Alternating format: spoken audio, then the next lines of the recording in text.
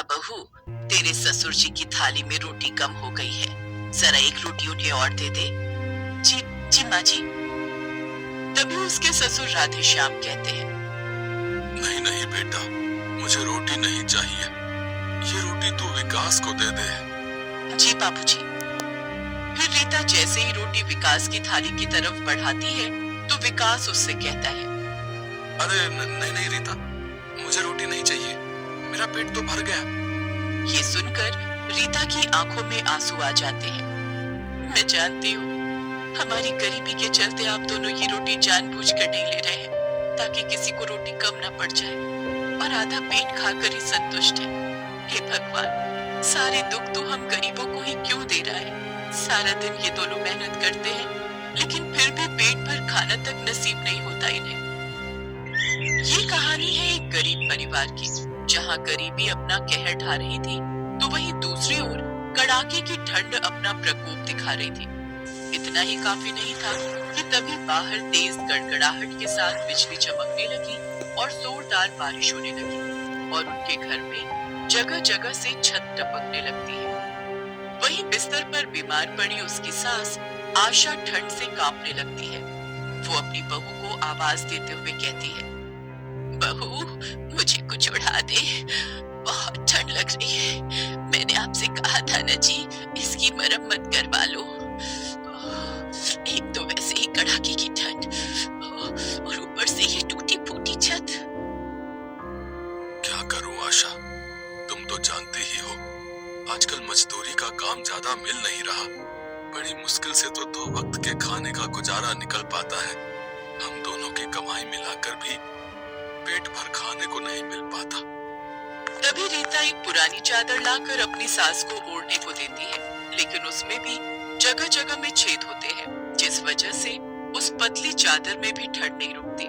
जैसे जैसे ठंड बढ़ती जाती है सब कांपने लगते हैं, लेकिन घर में न तो किसी के पास गर्म कपड़े थे और न ही ओढ़ने के लिए कोई रजाई या कंबल। सभी ठंड से कुड़कुड़ाने लगते हैं। फिर रीता आग जलाती है, जिसके पास बैठकर वो सब अपनी रात काटते हैं। फिर अगले दिन सवेरा होते ही धुंध में राधे श्याम और विकास काम की तलाश में निकल जाते हैं। बाबा, इस ठंड में तो सड़क पर कोई भी काम नहीं, फिर हम दोनों को कौन काम देगा?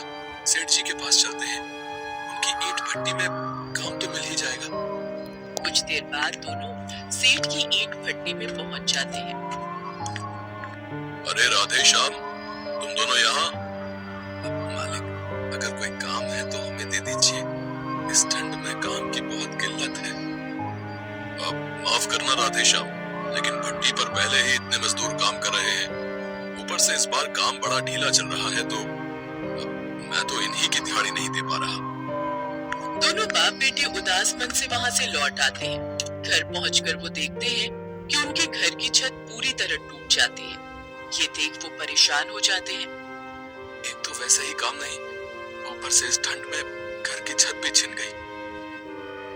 आप परेशान मत होइए जी, हम फूस की छत बनाकर गुजारा कर लेंगे। फिर वो फूस की छत बनाकर रहने लगते हैं, लेकिन घर में कुछ भी अनाज न होने के कारण उस रोज वो पानी पीकर ही लेट जाते हैं। लेकिन ठंड लगने के कारण उन्हें नींद नहीं आती। फिर 5 साल की पिंकी अपनी माँ से कहती है, माँ बहुत ठंड लग रही है। ओढ़ने के लिए घर में कुछ नहीं होता, ऊपर से सारी लकड़ियां भी गीली हो चुकी थी। ये देख रीता सोचती है, अब मैं अपनी बच्ची को ओढ़ने के लिए क्या दूं? तभी उसकी नजर सामने रखी बोरी पर जाती है। वो उसे ही पिंकी को ओढ़ा देती है। फिर सब ठिठुरते हुए रात बिताते हैं। अगले दिन राधे श्याम और विकास भूखे पेट काम ढूंढने निकल पड़ते हैं। काम की तलाश में चलते चलते वो एक नदी के पास पहुंचते हैं, जहां पुल बनाने का काम चल रहा होता है। वो वहां जाकर सरकारी अधिकारी से काम मांगते हैं। वहां उन्हें 500 रुपए दिहाड़ी पर काम मिल जाता है। दोनों बाप बेटे उस कड़ाके की ठंड में काम करने लगते हैं। ठंड से उनके हाथ पांव जमने लगते हैं, मगर वो रुकते नहीं। फिर शाम को उन दोनों को 500-500 रुपए मिल जाते हैं, जिनसे वो कुछ राशन खरीदते हैं। फिर अगले दिन की दिहाड़ी से वो कंबल खरीदते हैं और इसी तरह मेहनत मजदूरी करके धीरे धीरे पैसे जोड़कर नया पक्का घर भी बनवा लेते हैं, जिसमें ना ही उन्हें कोई ठंड और ना ही कोई बारिश परेशान कर सकती थी।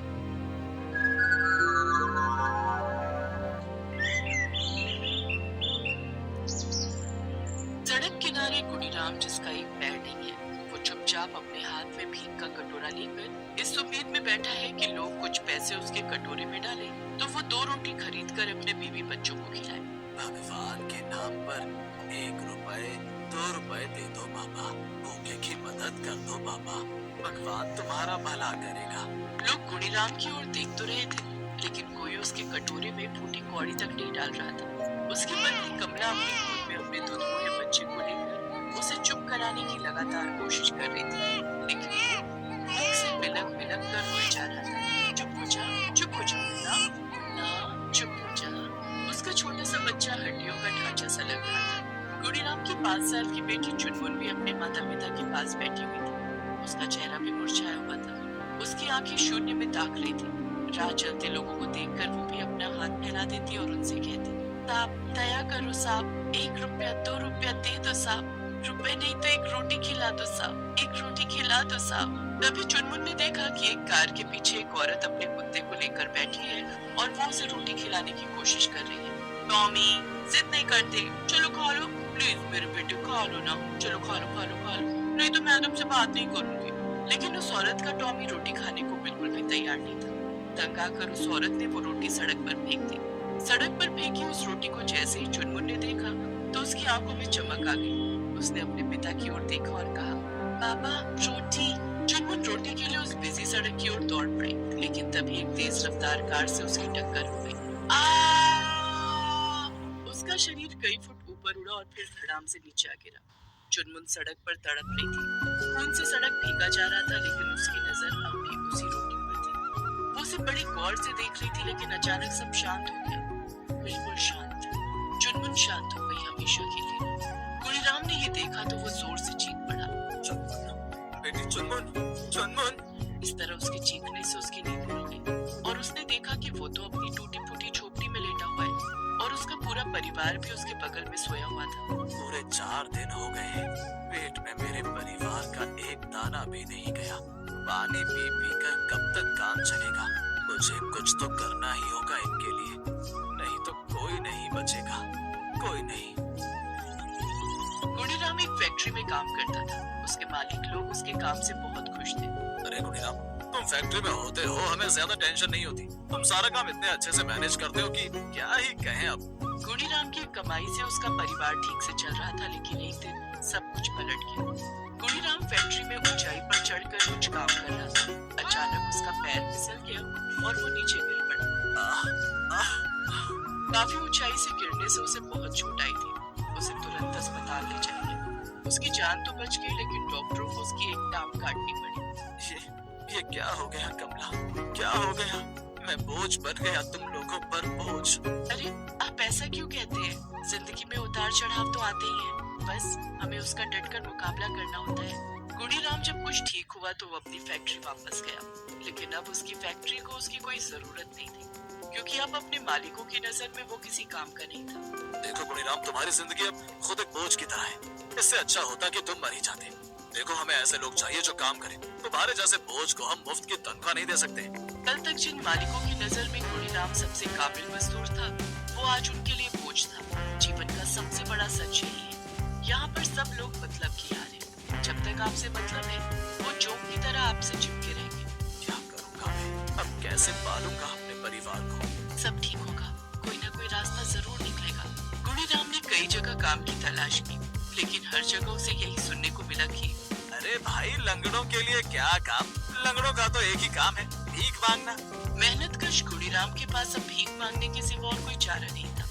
वो भीख मांगकर अपने परिवार को पालने लगा, लेकिन पिछले दिनों शहर में दंगे हो गए और दंगों की आग में शहर जलने लगा। पूरे शहर में कर्फ्यू लग गया। 4 दिन से गुणीराम और उसका पूरा परिवार घर पर ही भूखे प्यासे पड़ा था। आज शाम तो कुछ देर के लिए उसका बेटा बिल्कुल खामोश हो गया था।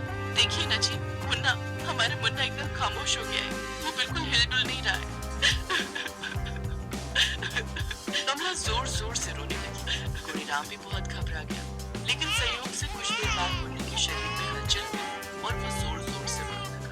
वो रोने लगा तो कमला ने उसे सीने से लगा भी दिया, लेकिन भूखी प्यासी कमला अपने नन्ही बेटे को कैसे दूध पिलाती? उसका दूध उतना ही नहीं जाता। अरे ओ, कहाँ है तू? अगर तू एक रोटी भी गरीबों को नहीं दे सकता, तो फिर पैदा क्यों करता है गरीबों को? क्यों करता है पैदा? क्यों? उस रात गुणीराम अपने परिवार की रोटी की चिंता में ही सोया था, इसलिए उसे वो सपना आया। और जब उसकी नींद खुली तो आज चाहे कुछ भी हो जाए, मैं अपने परिवार के लिए रोटी लाकर ही दम लूंगा। पुलिस वाले गोली मारते हैं तुम्हारे, लेकिन मैं अपने परिवार को रोटी के बिना मरने नहीं दूंगा। गुणीराम रात को ही अपने घर से निकल गया। एक तो रात को वैसे ही सन्नाटा होता है और कर्फ्यू के कारण खामोशी कुछ और ज्यादा ही थी। गुणीराम सड़क पर चलता जा रहा था। तभी एक किराने की दुकान पर उसकी नजर गई, जिस पर एक बड़ा सा ताला लगा था।